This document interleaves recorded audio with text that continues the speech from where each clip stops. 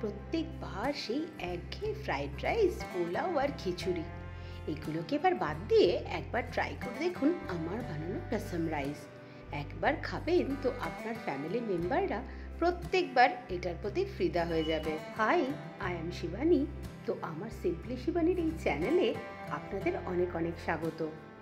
তাই প্রথমে আমরা নেব 1 কাপ চাল আর 1 কাপ অরহর ডাল। 2 ঘন্টার জন্য ভালো করে ধুয়ে ভিজিয়ে রেখে দেবো। তারপর 1 চামচে পাকা তেঁতুল নিয়ে সেটাও কিন্তু জলে ভিজিয়ে দিতে হবে। তারপর কুকারে দেব 2 চামচে সাদা তেল আর 2 চামচ ঘি।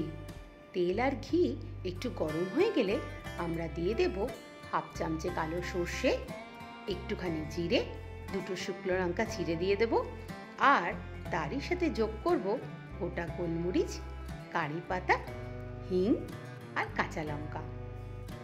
10-12 সেকেন্ড পর থেকেই সুন্দর একটা ফ্লেভার আসা শুরু করবে।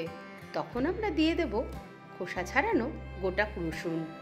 একটু নাড়াচাড়া করে দিয়ে দিতে হবে 2টোর মতো পেঁয়াজ কুচি, ডুমো ডুমো করে কেটে রাখা 3টে টমেটো।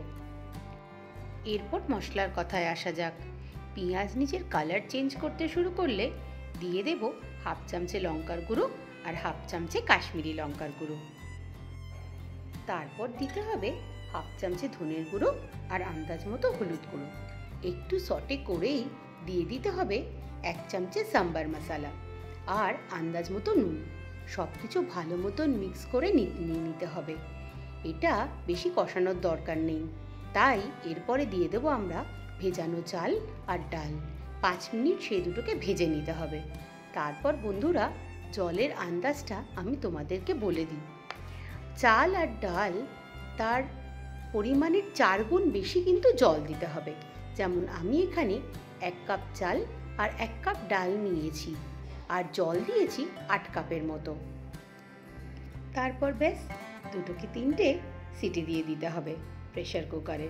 স্টিমটা অটোমেটিক রিলিজ হয়ে যাওয়ার পর আমরা অ্যাড করব কুচানো ধনেপাতা আর একটু তেঁতুল গোলা জল। ব্যাস, আমাদের rasam rice ready. Serve this with achar and papad. যারা তেঁতুল জল পছন্দ করেন না তারা দিতে পারেন আমচুর পাউডার আর পাতিলেবুর রস। পরিবেশনের সময় অবশ্যই দিয়ে দিন ওপর থেকে 1 চামচি ঘি। পাঁপড় আর আচারের সাথে আহা কি যে খাবার!